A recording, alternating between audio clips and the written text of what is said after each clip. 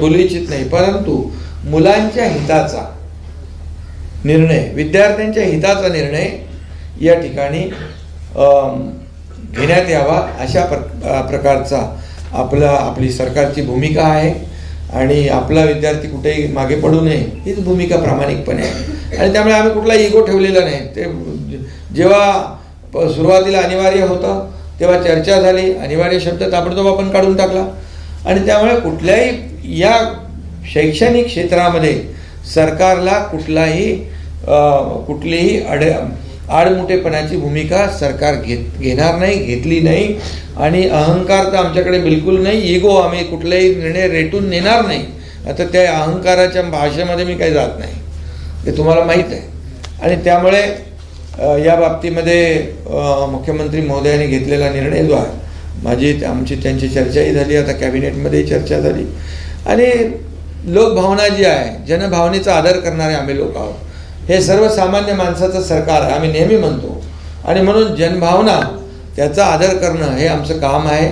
पूर्वी आमचं महायुतीचं सरकार यायच्या पूर्वी काय काय जनभावना, काय काय आदर केले, सन्मान केले आणि काय काय भूमिका स्वतःच्या पुढे रेटण्याचं काम केलं, त्यामुळे राज्याला किती मागे नेण्याचं काम केलं हे तुम्ही सगळ्यांनी पाहिलेलं आहे, त्यामध्ये मी जात नाही.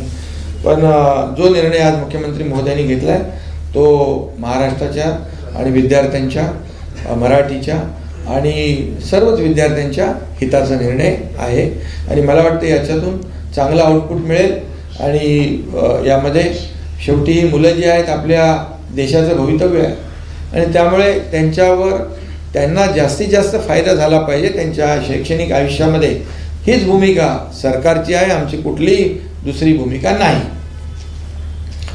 आणि मराठीची गळचेपी तर म्हणजे जे आता मगाशी म्हणालो मी, चोराच्या उलट्या बोंबा, ते याच्यासाठीच की त्याचे अनेक उदाहरणं आहेत, पण मी आज ते देऊ इच्छित नाही. मी वेगळेपणाने ती सांगेन, सभागृहामध्ये देऊ. त्याचबरोबर त्यांनी आणखी काही प्रश्न विचारलेत. त्यांच्या ह्याच्यामध्ये भ्रष्टाचाराचा विषय त्यांनी घेतलेला आहे. तर भ्रष्टाचार झाला म्हणून त्याच्यावर आमच्यावर आरोप केलेत.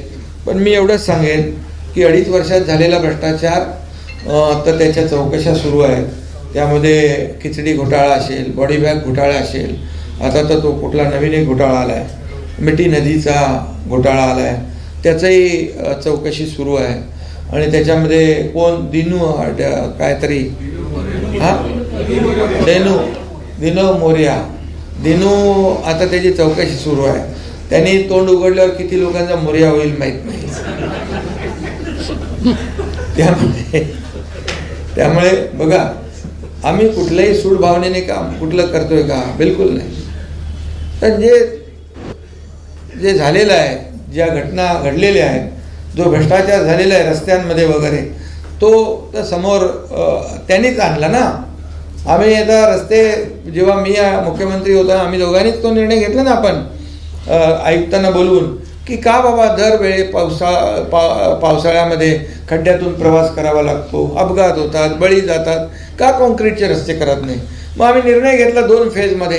आता फेजमध्ये निर्णय घेतल्यानंतर दरवर्षी जे खड्डे भरण्याचं, काळ्याचं डांबराचं पांढऱ्याचं काळं करण्याचा रस्ता बंद झाला. त्यामुळे ऑडिट सुरू झालं, हे झालं. मग ते बिलो अभाव आम्हाला तर काय माहीतच नाही बाबा ते, परंतु त्याच्यामध्ये ते एक्सपर्ट आहेत. आणि त्यामुळे ह्या सगळ्या ह्याच्यातून जी काही चौकशी आहे आणि ते जे काही सत्य आहे ते सत्य बाहेर येईल. त्यानंतर त्यांनी बाकी याच्यामध्ये आणखी बरेचसे काही आरोप केलेले आहेत. पीक विमा वगैरे, त्याच्यामध्ये मी काही जात नाही आहे. पीक विमा योजना जी आहे ते उलट शेतकऱ्यांच्या, म्हणजे कंपन्यांना फायदा होऊ नये, शेतकऱ्यांना फायदा व्हावा म्हणून आपण ती योजना जी आहे ती योजनेचं स्वरूप बदललं. श्री कृष्ण.